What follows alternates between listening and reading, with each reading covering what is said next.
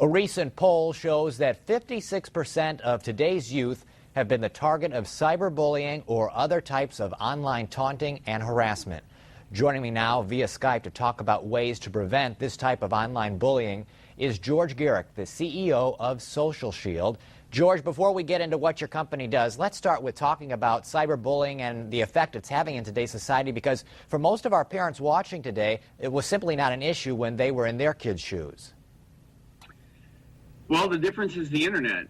Back when we were all kids, bullying consisted of maybe getting in a fight in the playground or getting shoved around, and a couple of days later, your bruises would heal and everything would be fine. And what's different is cyberbullying allows kids to hide behind the computer. They don't have to confront personally the people that they're harassing. It makes it easy for groups of people to gang up on somebody, even though they may not all be going to the same school or physically located together.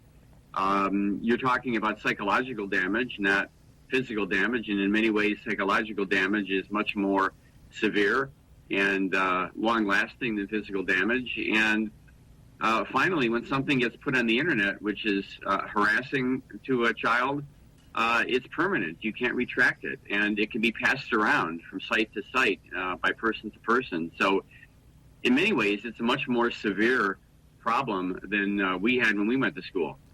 Now tell us about your service, SocialShield. How do parents use it to protect their kids? Well, we really do two things. One thing that we do is we emulate parenting practices that you would engage in the real world. So in the real world, if you're a parent, you tend to watch what your kid's doing, who they're hanging around with, where they go after school. You kind of listen into their conversations. Now, kids spend more time online than they do unsupervised in the physical world. And what you want is to give parents a way of extending that parenting style and that parenting behavior to the social internet. And that's what we do. We allow parents to have a look over their kid's shoulder to see who they're talking to, what they're talking about, what kinds of content they're being exposed to, in the same way that a parent would do that in the real world.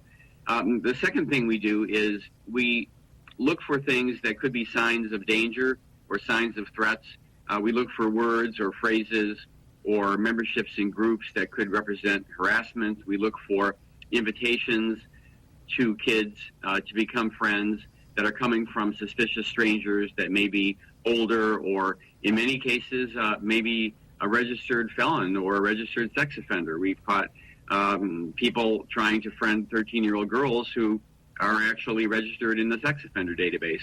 And then if we catch something suspicious like that, we will alert the parents, and it's then up to the parent to take a look and decide whether it's something that is worth investigating or something that they choose to dismiss, and that's up to the parent. So we really do two things. We give you a look over their shoulder, but then we alert you when we find things. And the parent could not do that themselves. The parent would need to be looking at hundreds and hundreds of message walls and postings and photo albums, and they'd be having to do this 24 hours a day, 7 days a week. And so we provide a very valuable service that a parent could not do by themselves. And where do we find SocialShield online? At just simply socialshield.com. We are a web-based service, which means you do not have to install software.